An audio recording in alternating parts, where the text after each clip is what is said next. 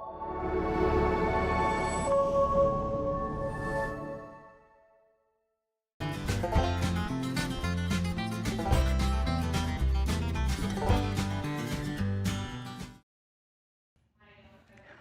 to Songs and Stories with Caroline Parke. Today we're at the Fourth Meridian Brewing Company in Lloydminster, Alberta. We're going to be talking to Keegan Isaac.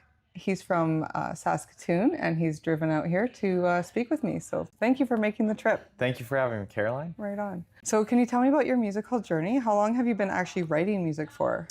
So I started playing music. I started with violin lessons when I was in the second grade. I was about 8 years old. But I didn't start writing music until I was in the 11th grade in 2021. And that's when I wrote songs for my first album. I began with writing gospel songs.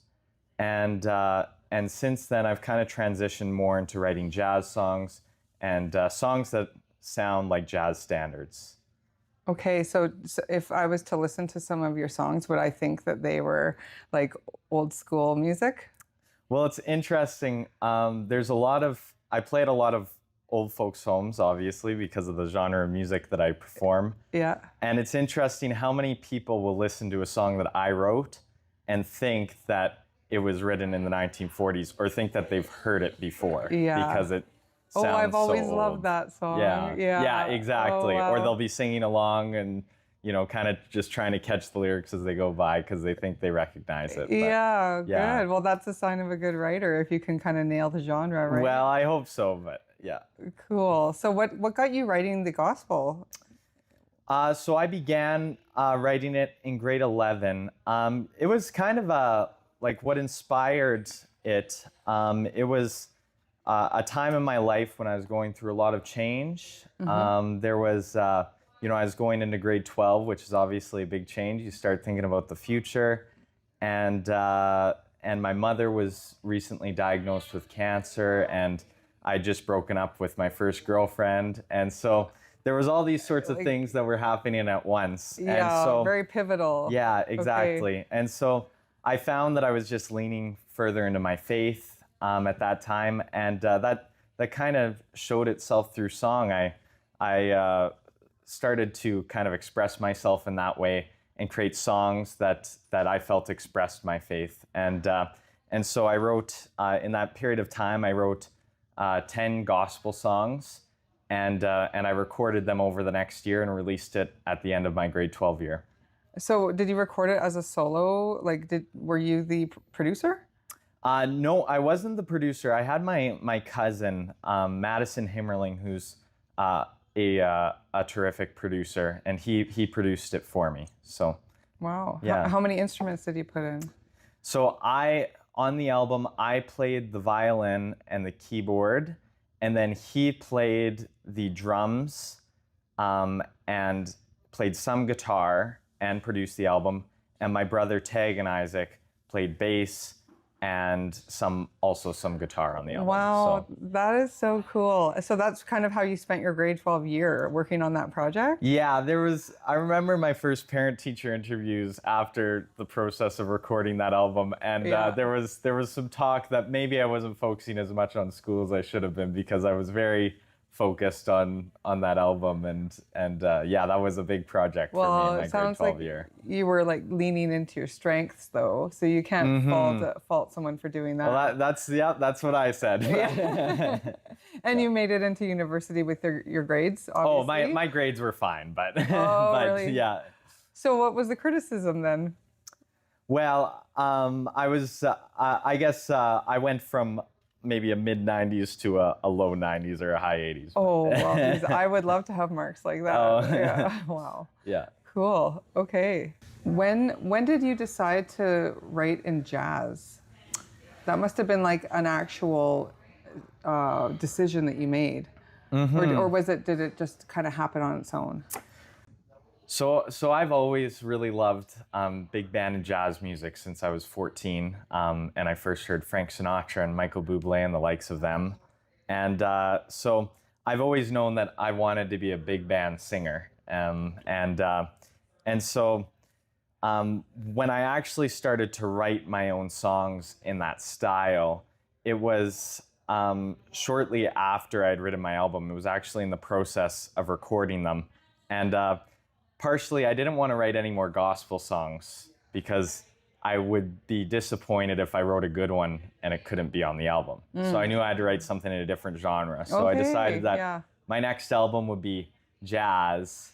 And I thought, there's so many songs that have been performed by Frank Sinatra and Bing Crosby that are recorded to death. And I wanna be able to lend something new to the music. And so writing my own songs seemed like a really good way to do that, to kind of keep things fresh, and to keep the genre alive. So good. Yeah, we all need to contribute to the genres to keep them alive, because otherwise they'll just go down in history and that'll be it. Exactly. Right? So have you recorded any of your jazz yet? I've not recorded any in a studio. I've done some like live off the floor? Yeah, I've done some live recordings and for television and stuff, but not with my band, but not a studio recording. Any plans for that in the future? There are, but it's a 5-year goal, you could say. So, that's good. Yeah. Good to have like those 6-month goals, 12-month, and I have a 20-year goal. So I took up violin when I was 33. Wow. And I thought, well, if I work really hard, by the time I'm 50, I might be able to be hired for a band or something, right? Yeah. And so I'm at the point where I don't want to learn any more tunes. I just want to focus on backup and not playing the melody. I can find a melody and play it, whoop-de-doo, right? But how do you accent it? And I think that's where the jazz comes in a little bit, hey? Yeah, absolutely. So, but it's hard because as a fiddler, you're like trained to play the melody notes all the way through. I never got to the point of improv, right? So I'm just starting to break into that. But it's using your brain in a whole different way. Yeah, absolutely. Yeah, cool. What are your songs inspired by? Like for instance, for your jazz songs, what are they about? Are they storytelling songs or? Yeah, so usually about kind of a whole range of different issues. I always try to have a story in my mind. Sometimes the story has more to do with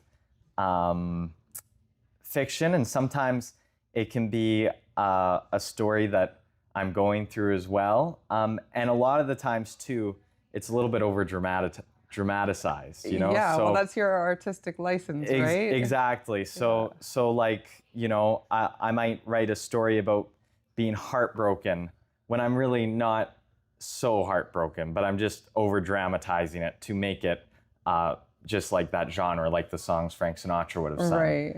And so one of the songs that I'm going to perform today was inspired by Richard Sherman, and I watched a documentary on him. If you don't know who Richard Sherman is, he's he was one of the songwriters for the Walt Disney Company. Okay. In the 1960s. Back in the day. Yeah. All the classics. Yeah. He wrote songs for a lot of great films, and the type that just get stuck in your head. Yeah. And in this documentary, they talked about his philosophy for songwriting, which he called the 3 S's. Okay. So singability, simplicity, and story. Okay, I'm gonna have to write this all down because I'm always learning. Yeah. Okay, what was it again? Simplicity, story, and singability. And so his measure of a good song for a movie was whether it followed that criteria. And so I decided that after watching that movie that I was going to write a song in that same style following that. So I wrote a very simple story. Yeah.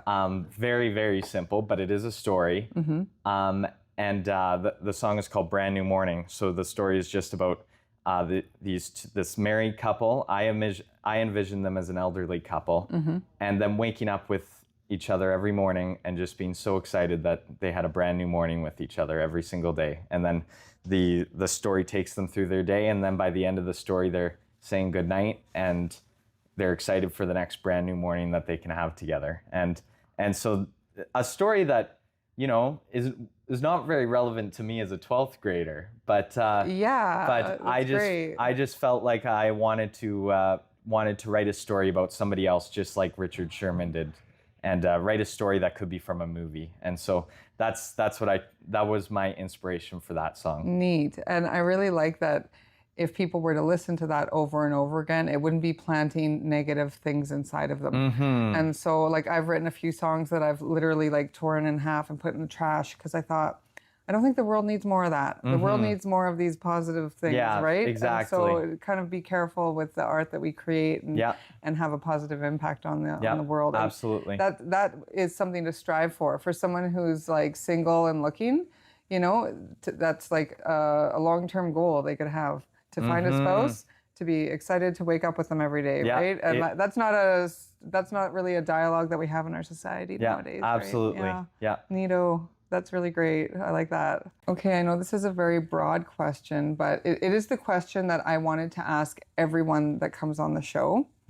And it's how would you define success in the music business? I think as I've gotten a little bit older, and in these past couple years of university, especially with the mentor I've had, I've become more community-minded, and I've begun to think a lot more about how can my music enrich the community.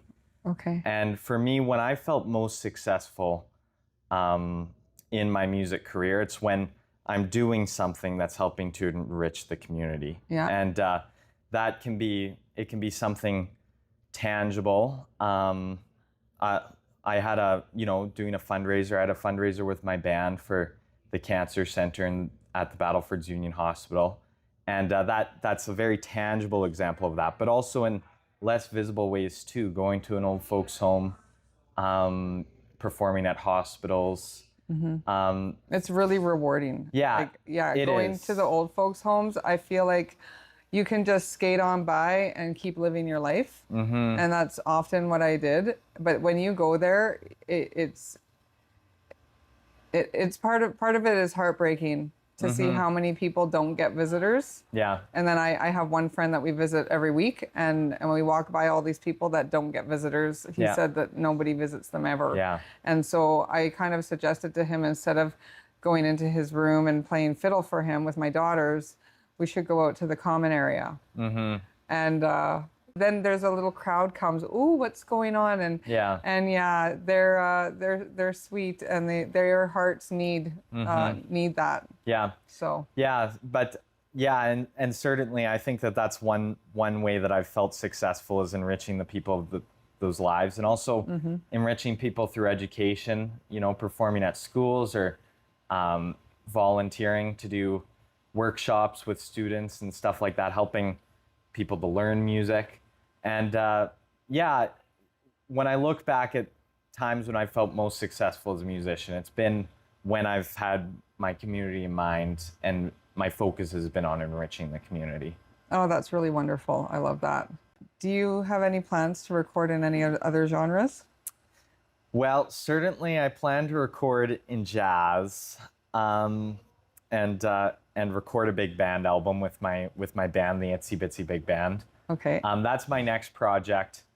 What I would really love to do also in the future is kind of mix the gospel music and the jazz music and record a big band gospel album. Because I think that's a niche that not a lot of people have delved into. Zero. I don't know. Well, I guess you would know, but I've never heard any jazzy versions of. There's very few, and not in Canada. Yeah. And so that's where I really feel that that I would really love to record an album like that, mixing the two. Okay. That's quite a ways down the road until I'll be able to do something like that. But aside from that, I love to write music in other genres. I'm not sure if I'll ever do a studio recording of those sorts of things, but I've written music from fiddle tunes to music for classical ensembles and stuff of that sort. I just love to write all sorts of genres. And you use actual sheet music? Well, you're in university for music education? Yeah, is that right? I'm in my 4th year of university studying music education. And so there's a lot of opportunities to write for excellent musicians in that, and and a lot of our assignments are writing music for different ensembles and that sort of thing. So Great. So it's a great opportunity to learn how to write. Yeah, you're in the thick of it with all these people you can network with. Yeah. And then soon you'll go out into the world as a music teacher. And then you will be the music person in that community, the go-to person.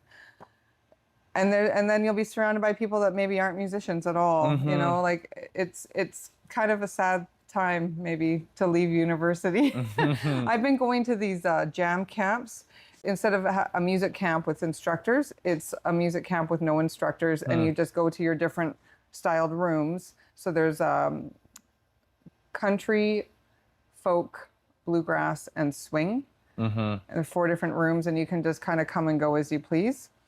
And what I didn't realize the first few times I went there is that most people there are music teachers, or like they are the go-to person in their community. Yeah. And then it's like this a warm place of creativity with so many people in there. And what can happen is amazing. Like a couple songs from my current album that I'm releasing right now, I'm releasing the hard copy, and then I'm sitting on the digital for like a year because I want to release a single that is called The Worst Part of the Year, and it's going to be released in February, of course. Yeah. And so I thought I'll just wait till then. So I'm going to release a couple singles along the way. But I have the hard copy, and a couple of the songs on it were written at camp, where people were like, "Oh, I like where you're going with that. You should finish it." And I, go out into the parking lot and finish it. Wow. Yeah. So, but it's super creative. And then I go back to my community, and there's just not. It's kind of dry. And so that's why I've been hosting these song circles once a month, just to kind of put it out there and see who's here. Yeah. Right? And it's been really great to network and meet people. Yeah, absolutely. So, yeah, so you don't know where you're going to go after you're done 4th year? No, so it's a 6-year program. Oh, so why? It's 4 years music and then 2 years to get the teaching certificate. Oh, no. And will you come out with a degree or a master's? I'll come out with 2 degrees. Okay, well, that's fair. Yeah. I guess. So But when you said 4th year, I was like, oh, you're almost done. Well, I'm almost done the music degree, and then it's on to the ed degree. Okay. So, yeah. But I really enjoy university, so I'm pretty happy to stay there for another couple of years. Okay. Yeah. So are you going to do any special projects during, or is it like a full course load, like too busy? I'll certainly keep up with all my music projects in my band. And I am certainly wanting to start this big band album in the next couple of years as well, start writing and arranging tunes, but kind of the creative process. But yeah, it's there'll be lots to do, but also lots to keep being creative. So yeah. Oh, good. Yeah. Awesome. Can you tell me about your logo? Yeah. Was it a long process, or was this a quick thing? I know that my logo took quite a while. Yeah. Like I thought it was going to be lickety split, and it just turned out to be a bit of a unfolding. Well, I designed the logo, and it was a lot of trial and error and just trying to make everything look even and like just perfecting it. The saxophone clip art, that was the first thing that I found, and I had the vision right away that the letters would go in here. Yeah. But then I was wondering, okay, how am I going to sneak my name into it? And, there were a lot of things that were kind of tricky about designing it. So I had a lot of friends that were helping me and being very patient with me as I texted them, 20 different drafts and stuff. Oh, and they were telling me. But I really, really like this logo. So this is a music stand banner that we have taped to the table. Okay. And so those hang, I have about 17 of those stand banners, and they hang on each of my bandmates' music stands. And we also have a bass drum head that my drummer has put on the bass drum that also has this design on it. Slick. And we have some t-shirts too that have this design. And so it's,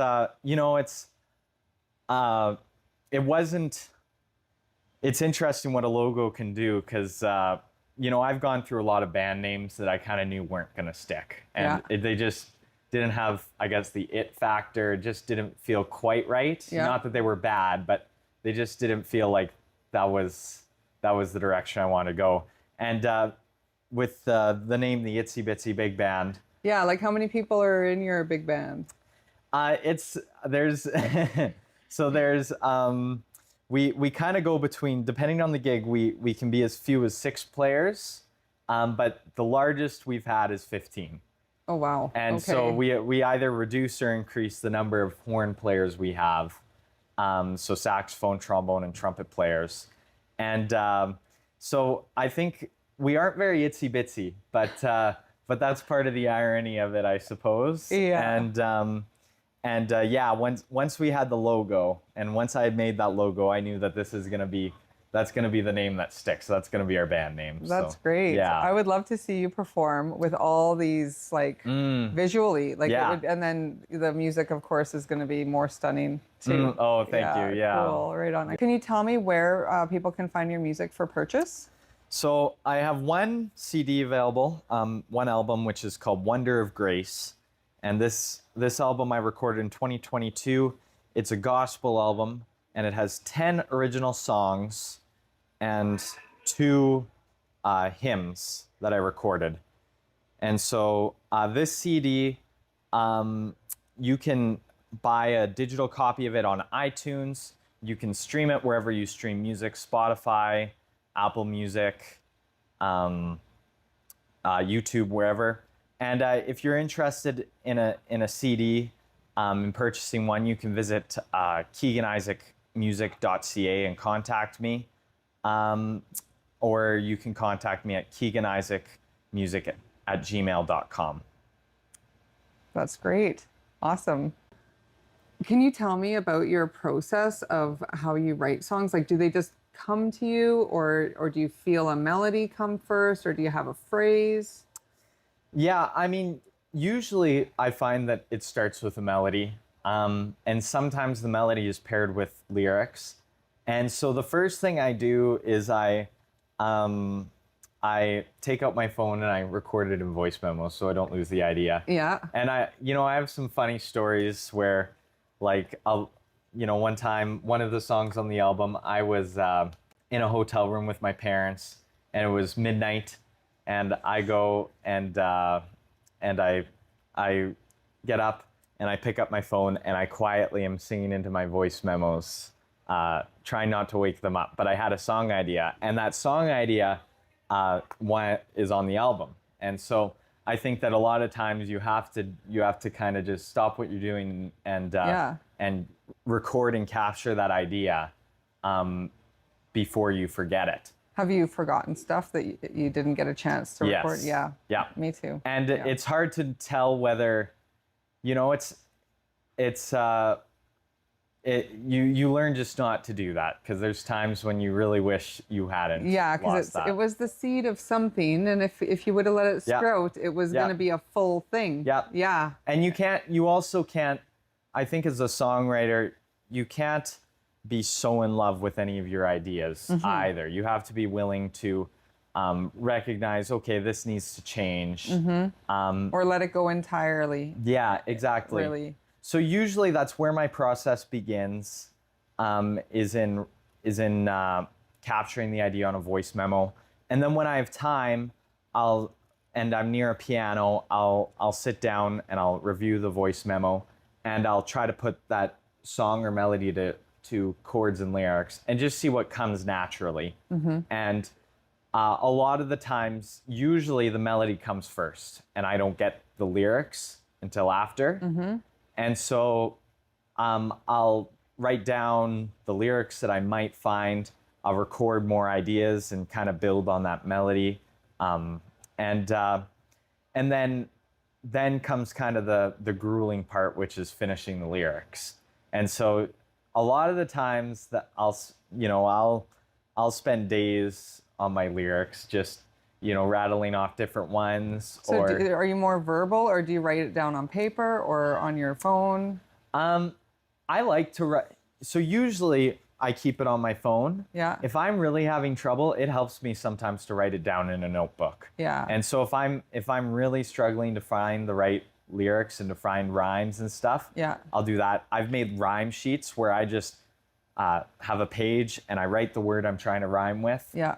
And I just write, 50 words that I feel rhyme with it. Yeah. And then usually, sometimes there'll be one word, and all it takes is one word that'll come up. And you know it's that one. Yep, exactly. funny, And once yeah. you find it, that's it. And it's interesting, the sorts of ideas that will just pop out at you after you've searched for so long and so hard, and then it'll seem so easy once it finally comes. It's kind of, I feel like you're putting all these things in a container and then you shake the container. Yeah. And then if it saying there's rocks and sand and it all just levels off. Yeah, exactly. And then all of a sudden it's like, ta-da, Yeah. you made something out of nothing, right? Yeah, exactly. And then once I finish the song itself, like with a lot of these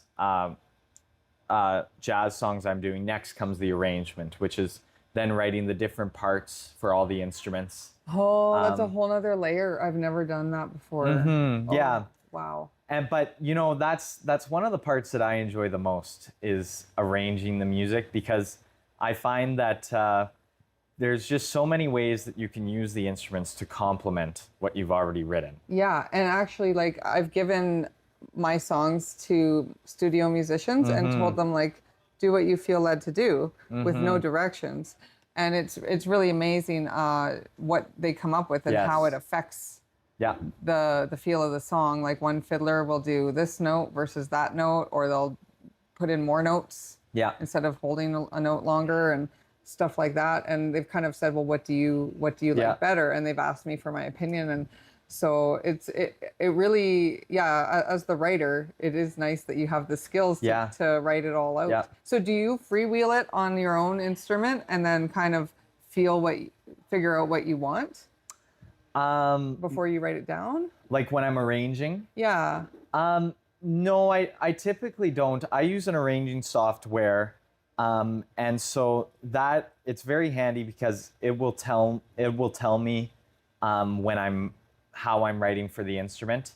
And so it'll tell me when I'm writing, too high in the range of an instrument. Let's say I'm writing for trumpet, it'll tell me when I'm trying to write too high or too low. Oh, that's helpful. It is, yeah. Although, once you've done quite a few, you just learn. And you also learn how to write, I have a lot of the same musicians playing all of my music. So you learn how to write in a way that complements them, and write in a way that they'll play it really well on the first time. That's so dynamic. And you have to be so thoughtful. Yeah. And I feel that arrangers are kind of the unsung heroes of a lot of singers' careers. You look at Frank Sinatra. One of the songs that we perform of Frank Sinatra's is Fly Me to the Moon. Okay. And before Frank Sinatra ever recorded it, it was a ballad and was not a very popular song. Okay. And then Quincy Jones did an arrangement for Frank Sinatra and made it up-tempo and wrote some parts for horns. And I believe that the reason why that song is so iconic now for Frank Sinatra is because of the arrangement. I think if Frank Sinatra recorded as a ballad, it wouldn't be popular. And so I feel that arranging is kind of the unsung hero of many artists' careers.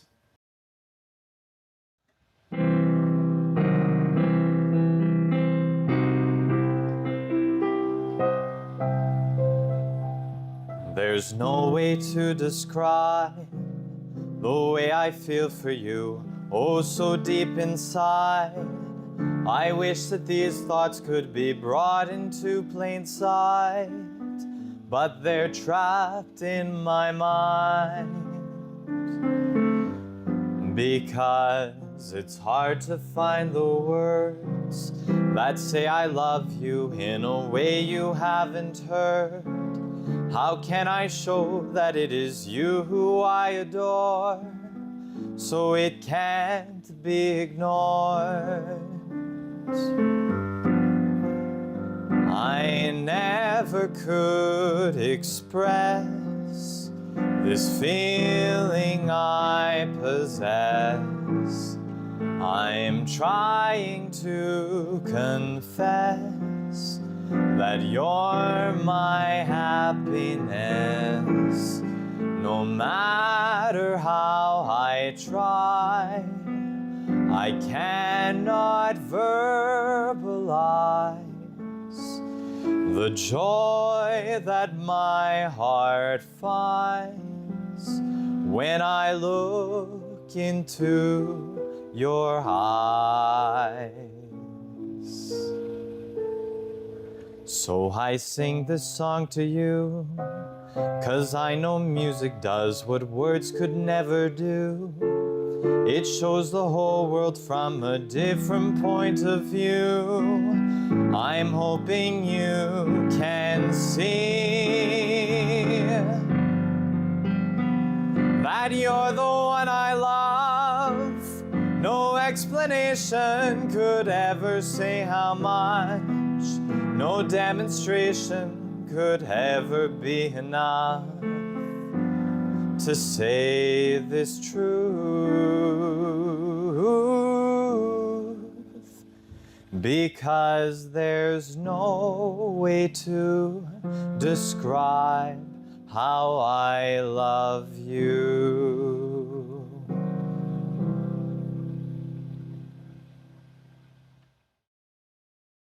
So this is a song I wrote called Brand New Morning. It was inspired by Richard Sherman and all the amazing songs written for those old Disney movies and whatnot. So this is Brand New Morning. Oh, when the sun comes a-rising up across the morning dew, and my ears hear the roosters crow, cock-a-doodle-doo, and my eyes, they will open wide to see a dream come true. That's how I'll know that it's a brand new morning with you. And when my mind starts a-filling up with all the things to do, and my nose smells my favorite cup full of morning brew, there is nothing that could ever stop me in my jolly mood, because I know that it's a brand new morning with you. Brand new day, sun is shining bright outside, come right this way. Leave your troubles out of sight, come what may. Goodbye yesterday, as long as we're together we can chase off the rain. So when the stars steal the sky away, as the day concludes, your head will lean so close to mine. You'll whisper, I love you. And as we kiss and say goodnight, remember that it's true.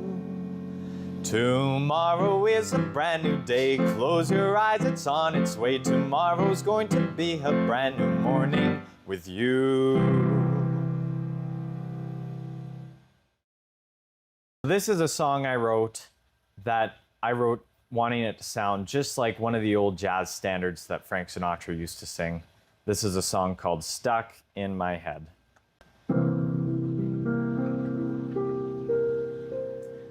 You're stuck in my head like a haunting refrain, a song that repeats till it drives me insane. The thought of your face makes my heart speed with haste to the beat of a drummer who's lost sense of pace. Your smile makes my tongue feel so twisted and tight, makes my stomach grow anxious with small butterflies. My whole body shakes as I anticipate the moment when I leave this feeling behind. I used to laugh at those fools who loved before me, I never knew what a thrill loving could be. That's when I first laid eyes on you and fell forever. But you would never spend your life in love with me. It takes all the strength that I have to move on, because I know that your memory will haunt me in song. Would it be worth the hurt? Either way, of this I am sure. You are stuck in my head, and it's there you belong.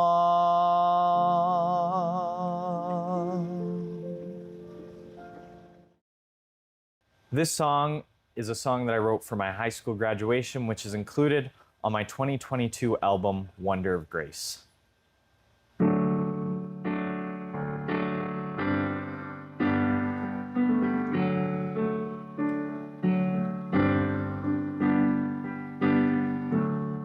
Life is a book, though it feels like a blur.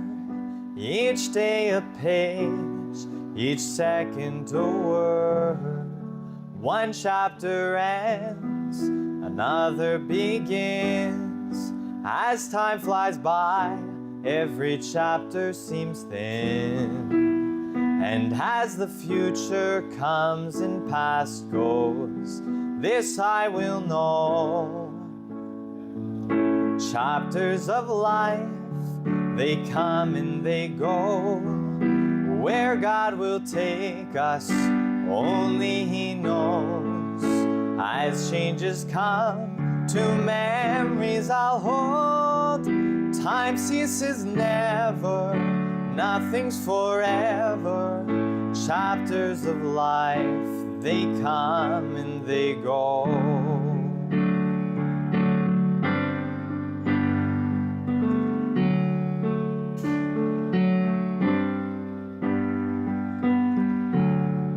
Hours turn to days, and days into years. Time moves so fast, yet the future's unclear. So all we can do is seize the day. All things will go, but the memories will stay. And as the future comes and past goes, this I will know. Chapters of life, they come and they go. Where God will take us, only He knows. As changes come, to memories I'll hold. Time ceases never, nothing's forever. Chapters of life, they come and they go.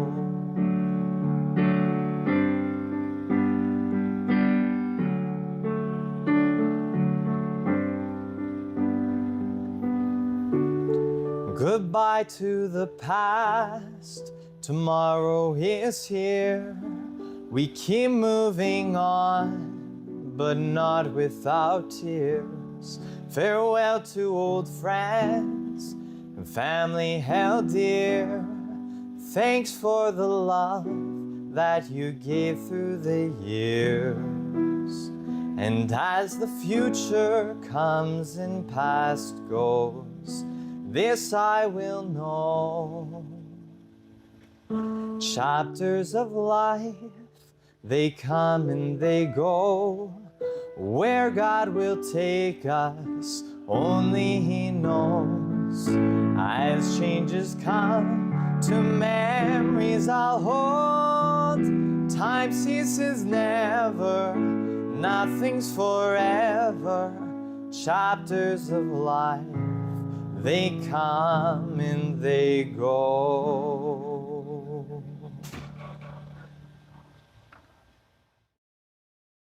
Keegan, you are amazing. You have a new fan. I can't wait to see what you're going to create in the future. Thank you so much for coming to Songs and Stories with Caroline Parke. It was a pleasure having you. Well, thank you for having me. This was such a pleasure to meet you. Right on. We'll see you again. Yes. Take care.